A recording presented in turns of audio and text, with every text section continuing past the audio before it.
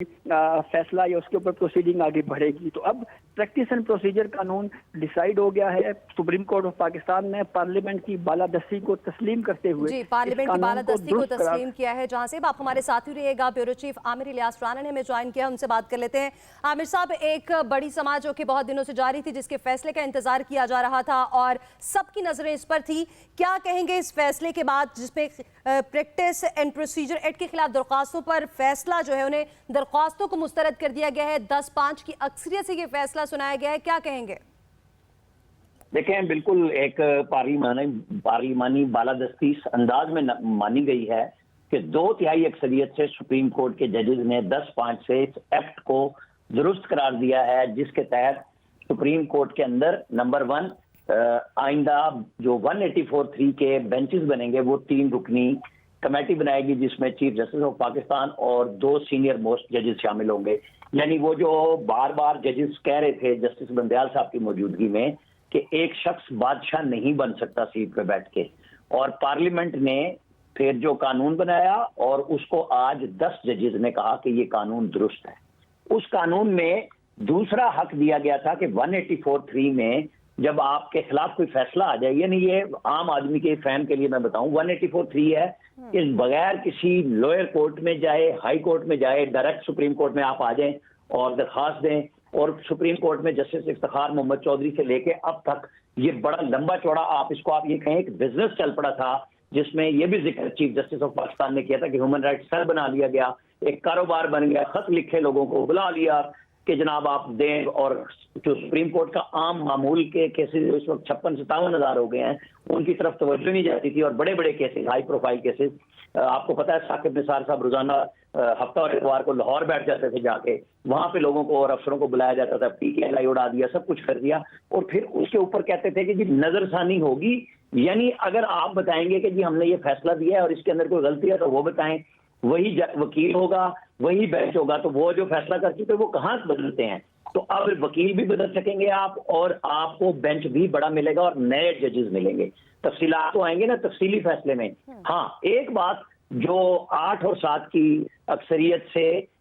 इस कानून की कलअदम करार दी गई, वो ये थी कि जो माजी में फैसले हुए हैं 184(3) के तहत, उनको भी चैलेंज किया जा सकता था। उसको 8 जजेस ने ये समझा है कि फिर एक किस्म का पंडोरा बॉक्स खुल जाएगा कि जितने फैसले माजी में हो चुके हैं उन सब के खिलाफ फिर आएंगी अपील आएंगी, और उसको बतौर अपील ही सुना जाएगा। वो उन्होंने रास्ता बंद कर दिया सुप्रीम कोर्ट ने कि जी इसको आप नहीं छेड़ रहे, और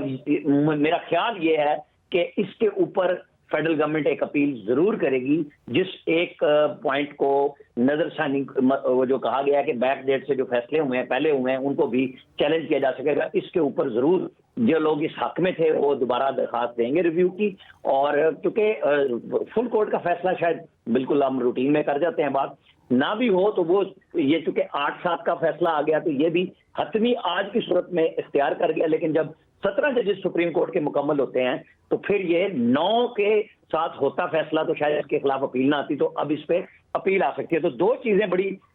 वजाहत से क्लियर हो गई कि 184(3) जो भी फैसला होगा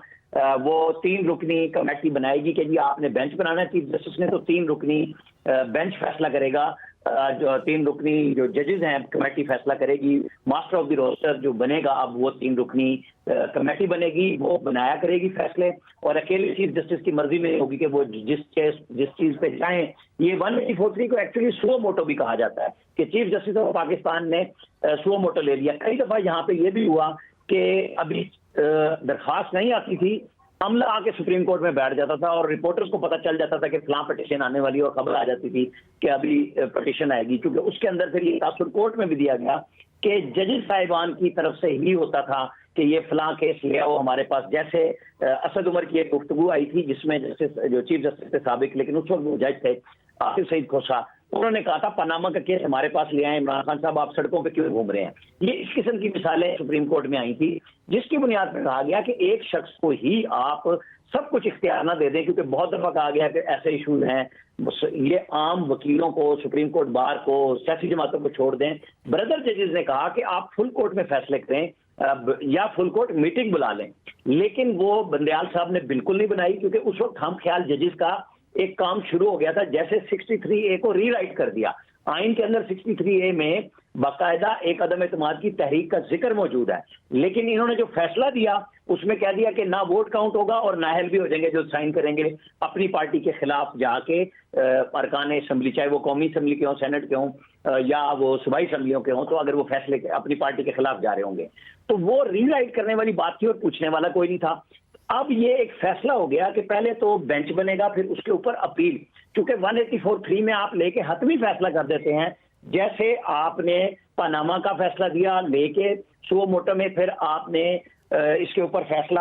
جو آج تک مختلف جو آتے تھے نا کہ جی چیف جسٹس نے نوٹس لے لیا، اسٹیل مل کا جس کا ذکر آیا کہ جی کتنے ارب روپے کا نقصان ہو چکا ہے، جس پہ مختلف معزز ججز صاحبان نے آج اعتراض بھی کیا اٹارنی جنرل پہ کہ آپ ہمارے سابقہ فیصلوں پہ سپریم کورٹ کے خلاف ایک قسم کی چارج شیٹ پیش کر رہے ہیں، حالانکہ انہوں نے حقائق بیان کیے تھے کہ اس قسم کے کام کرنے سے مسائل پیدا ہوتے ہیں۔ تو یہ آج سپریم کورٹ نے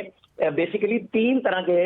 ایک فیصلے میں 3 فیصلے دیے گئے ہیں جو اس کی شکیں تھی۔ پہلا فیصلہ قانون کو پارلیمنٹ کے درست قرار دیا 10-5 سے، یعنی وہ 2/3 اکثریت سے فیصلہ آیا۔ دوسرا 9-6 کی اکثریت سے دیا کہ نظر ثانی نہیں بلکہ اپیل مکمل طور پہ ملے گی، بینچ بھی نیا ہوگا، وکیل بھی نئے ہوں گے۔ تیسری جو شک تھی 8-7 کی، جس کے اندر یہ کہا تھا کہ اس کا اطلاق ماضی میں دیے گئے فیصلوں پہ بھی ہوگا، اس کو انہوں نے ختم کر دیا، کالعدم قرار دے دیا کہ یہ درست نہیں ہے، باقی انہوں نے قانون کو درست قرار دیا۔ قانون کو درست قرار دیا۔ عامر صاحب آپ ہمارے ساتھ رہیے گا، نعیم اصغر ہمارے ساتھ موجود ہیں، ان سے بات کر لیتے ہیں۔ جی نعیم، بتائیے گا، آپ یقینی طور پر اس وقت کورٹ روم کے باہر ہیں اور اس وقت کیا مناظر دیکھ رہے ہیں اور جو فیصلہ آیا ہے اس پر کیا کہیں گے؟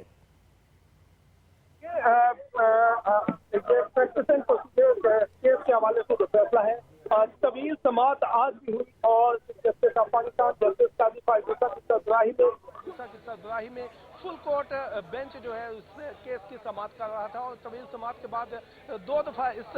سماعت کے دوران وقفہ کیا گیا۔ ڈیٹیل جو ہے وہ آرگومنٹ سنیں گے اور اس کے بعد یہ فیصلہ کنکلوڈ کیا گیا، سماعت مکمل کی گئی اور اس فیصلہ محفوظ کرنے کے بعد یہ فیصلہ سنا دیا گیا ہے۔ اس فیصلے میں چیف جسٹس قاضی فائز عیسیٰ نے یہ کہا کہ میں اردو میں فیصلہ پڑھ کے سناؤں گا، تو انہوں نے یہ فیصلہ سناتے ہوئے پریکٹس اینڈ پروسیجر ایکٹ کے خلاف جو درخواستیں ہیں ان کو خارج کر دیا ہے، اور ان کا یہ کہنا تھا کہ یہ اکثریتی فیصلہ ہے جس میں 10 ججز نے اس کے حق میں فیصلہ دیا ہے، جبکہ 5 ججز کا اختلافی نوٹ ہے جس میں جسٹس اعجاز الحسن، جسٹس منیب اختر، جسٹس مظاہر علی نقوی، جسٹس عائشہ اور جسٹس شاہد وحید، ان کا اختلافی نوٹ ہے۔ اور اس فیصلے میں جو ابھی مختصر فیصلہ آیا ہے اس میں ان درخواستوں کو پریکٹس اینڈ پروسیجر قانون کے خلاف جو درخواستیں تھیں ان کو خارج کر دیا گیا ہے، اور اس میں جو درخواست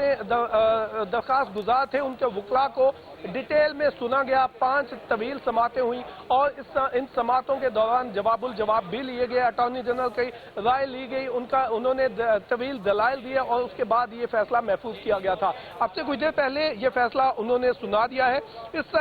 کیس کے حوالے سے جب دلائل کے حوالے سے بات کریں تو اس آج کے دلائل میں جسٹس مظاہر علی نقوی نے یہ کہا کہ نظر ثانی میں وکیل تبدیل کرنے سے نظر ثانی کا مقصد ہی فوت ہو گیا۔ جسٹس مظاہر علی نقوی نے مزید اپنے ریمارکس میں کہا اس اعتبار سے تو نظر ثانی دراصل دوسری اپیل بن جائے گی۔ جسٹس یحییٰ آفریدی کا یہ کہنا تھا کہ کیا آرٹیکل 185 میں سپریم کورٹ کے فیصلے کے خلاف اپیل کا ذکر ہے۔ جسٹس یحییٰ آفریدی نے یہ بھی پوچھا کہ آرٹیکل 185 تو ایپلیٹ دائرہ اختیار ہے، اس میں اصل دائرہ اختیار کی اپیل کیسے آ سکتی ہے؟ جسٹس یحییٰ آفریدی نے یہ پوائنٹ بھی اٹھایا کہ ایک آئینی شک کو ایکٹ کے ذریعے کیسے وسیع کر دیا گیا اور پارلیمنٹ سپریم کورٹ کے دائرہ اختیار کو کیسے وسیع کر سکتی ہے۔ پارلیمنٹ کون سے دائرہ اختیار کو بڑھا رہے ہیں؟ اٹارنی جنرل نے یہ کہا کہ پارلیمنٹ نے ایپلیٹ دائرہ اختیار کو بڑھایا ہے، جس پر جسٹس منیب اختر نے یہ کہا کہ سپریم کورٹ کے ہاتھ باندھے جا رہے ہیں کہ 7 رکنی سے لارجر بینچ نہ بن سکے۔ جسٹس عائشہ ملک نے سوال کیا، انہوں نے اپنے ریمارکس دیتے ہوئے کہا کہ ہر سوال پر کہا جاتا ہے کہ پارلیمان کی دانش پر بات نہیں ہو سکتی۔ جسٹس عائشہ ملک نے کہا کہ پارلیمان کی دانش کا سوال یہاں کیوں نہیں اٹھایا جا رہا؟ चीफ जस्टिस ने कहा कि मौजूदा केस के फैसले के खिलाफ भी अपील हुई तो कहां होगी। मतलब उन्होंने कहा कि अगर इस बेंच के फैसले के खिलाफ अगर अपील होगी तो वो कहां पर होगी। इस केस में एक बड़ा सवाल ये भी था कि 184(3) के तहत जो केस लिए जाते हैं, उनके जो फैसले किए जाते हैं, उनके खिलाफ अपील कहां हो सकती है। तो इस सवाल को भी एड्रेस किया गया है इस फैसले में। और जिस तरह आमिर साहब बता रहे थे कि इसके ऊपर भी अदालत ने फैसला दे दिया है। जस्टिस मुनीब अख्तर का ये कहना था, क्या कोई दरख्वास्त गुजार अपील में कह सकता है कि प्रैक्टिस एंड प्रोसीजर का फैसला गलत था। जस्टिस मुनीब अख्तर ने कहा, कोई भी अदालत इंतजामी सतह पर कानूनी हक खत्म नहीं कर सकती। चीफ जस्टिस ने कहा, तस्लीम करना चाहता हूं कि फुल कोर्ट बनाना मेरी गलती थी। ये चीफ जस्टिस के रिमार्क थे। चीफ जस्टिस ने कहा, जब 8 रुकनी बेंच बना था तब भी अपील का यही सवाल उठता था। चीफ जस्टिस ने कहा, किसी बेंच ने फुल कोर्ट पर एतराज किया, न 8 रुकनी बेंच पर। मफरूजों से निकल कर बात करें। चीफ जस्टिस ने यह कहा कि आप मफरूजों से निकल कर बात करें।